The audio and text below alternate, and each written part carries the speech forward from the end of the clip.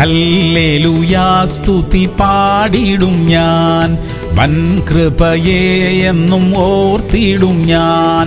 പരിശുദ്ധനെ കരുണാനിധിയെ, സ്തുതികൾക്കെല്ലാം യോഗ്യനായവനേ.